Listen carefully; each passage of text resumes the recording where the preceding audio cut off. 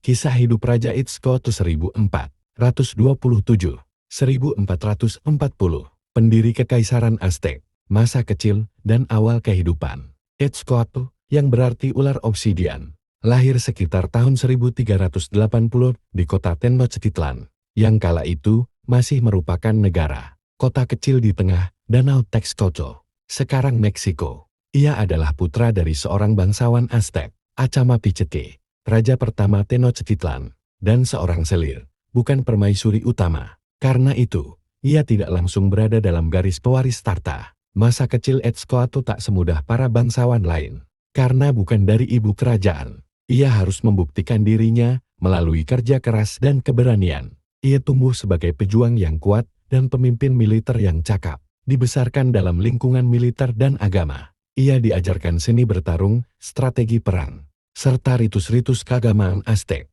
karir militer dan kenaikan kuasa. Sebagai jenderal muda, Itzcoatl menunjukkan kehebatan dalam peperangan melawan suku-suku tetangga. Salah satu titik balik karirnya adalah ketika ia memimpin pasukan melawan musuh-musuh kuat seperti Tepanek dan Xochimilca. Keberhasilannya membangun reputasi besar di antara bangsawan dan rakyat. Pada tahun 1427, setelah kematian Maxtla, penguasa kota Azcapotzalco Tepanek, Itzcoatl naik tahta menjadi Tlatoani Raja keempat Tenochtitlan dengan dukungan dari para bangsawan dan sekutu politiknya, termasuk tokoh cerdik Tlacaelel, penasihat dan pemimpin spiritual Aztec.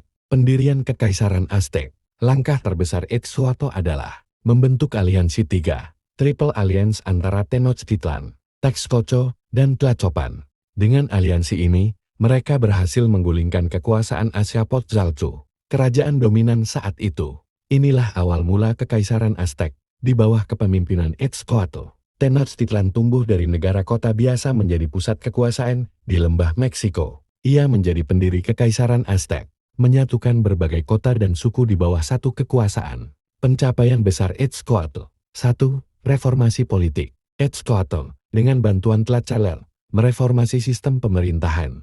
Mereka memperkuat otoritas raja, dan menciptakan sistem birokrasi dan kelas sosial yang lebih tegas. 2. Penghapusan dan penulisan sejarah. Ia memerintahkan penghapusan dokumen-dokumen sejarah lama, khususnya yang berasal dari musuh-musuh Aztec. Sebagai gantinya, sejarah ditulis ulang untuk membesarkan peran Aztec sebagai bangsa pilihan dewa-dewa, khususnya dewa perang Huitzilopochtli. 3. Ekspansi wilayah. Di bawah pemerintahannya, Aztec berhasil menaklukkan wilayah-wilayah seperti Culhuacan, Xochimilco, dan sebagian besar wilayah selatan dan timur lembah Meksiko. Kota-kota yang ditaklukkan diwajibkan membayar opeti kepada Tenochtitlan, memperkuat ekonomi dan militer kerajaan.